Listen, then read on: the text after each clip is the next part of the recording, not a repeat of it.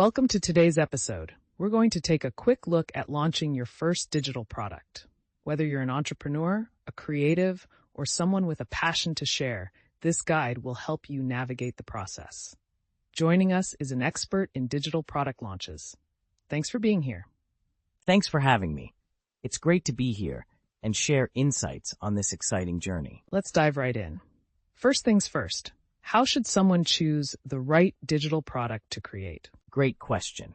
Start by identifying a specific problem you can solve. Focus on a niche where you have expertise or a unique perspective. For instance, instead of a broad fitness guide, consider a 10-minute daily workouts for busy professionals. This specificity makes your product more appealing and easier to market. Makes sense. Once the idea is set, what's the next step? Next, validate your idea. Engage with your target audience through surveys or social media to gauge interest. This feedback ensures there's a demand for your product before you invest time and resources into creating it. So after validation, it's time to create the product. Any tips for this phase? Absolutely. Start with a minimum viable product, or MVP. This is a simplified version that delivers core value. For example, if you're planning a comprehensive course, begin with a single module or workshop. This approach allows you to launch faster and gather user feedback early on. Speaking of feedback, how important is beta testing? It's crucial. Beta testing lets real users experience your product and provide insights. They can identify issues you might have missed and suggest improvements. Plus, involving users early builds a sense of community and investment in your product's success.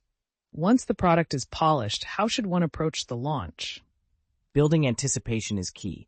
Use teasers, behind-the-scenes content, and early access offers to generate buzz.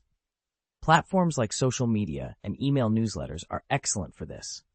Also, consider a staggered rollout, releasing your product in phases to maintain momentum and gather feedback at each stage. And what about pricing?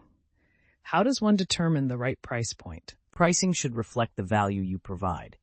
Research competitors, understand your audience's willingness to pay, and consider offering tiered pricing. For instance, a basic version at a lower price and a premium version with additional features at a higher price. This strategy caters to different segments of your audience.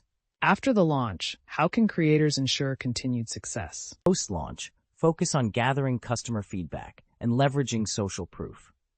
Encourage reviews and testimonials and use this input to refine your product. Regular updates and engaging with your community keep your product relevant and foster loyalty. This has been incredibly informative. Any final advice for our listeners embarking on their first digital product launch? Remember, perfection isn't the goal. Progress is. Start small, learn from each step, and don't be afraid to iterate. The digital landscape is ever evolving, and flexibility is your greatest asset. Thank you for sharing your expertise.